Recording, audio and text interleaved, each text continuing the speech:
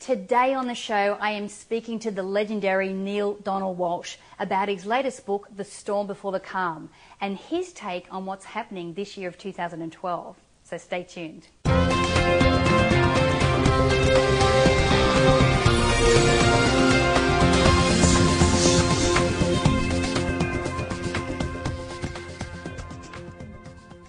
Hi, I'm Natalie Ledwell, and this is The Inspiration Show.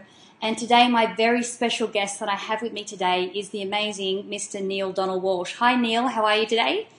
Hello, Natalie. It's lovely to be here with you. Thanks for having me. Now, the reason I have you here today is that we're talking about your latest book, The Storm Before the Calm, which I read and absolutely loved. But before we get into some questions about the book, what I might ask you to do is just give us a little bit about your background and your history up until now. Well, Natalie, you know, I have had a very interesting life. Yes. I've spent most of my life in the media, in radio or television or newspapers or communications arts, public relations, and so forth.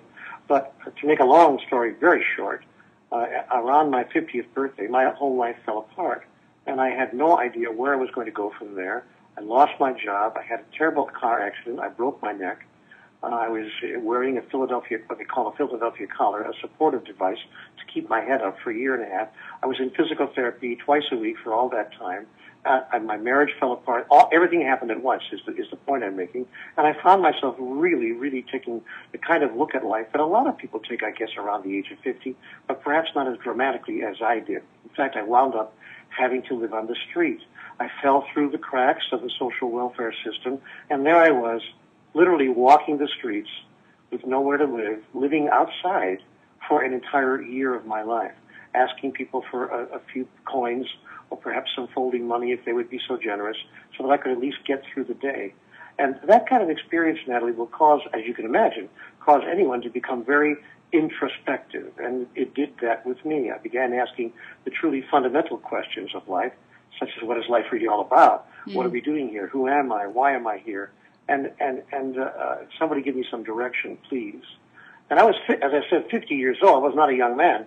So I thought I really had those questions answered, at least to some degree, and that I had solved those problems, at least to some degree, in my life. But there I was, half a century on the planet, and literally starting over from actually below ground zero, not even at ground zero.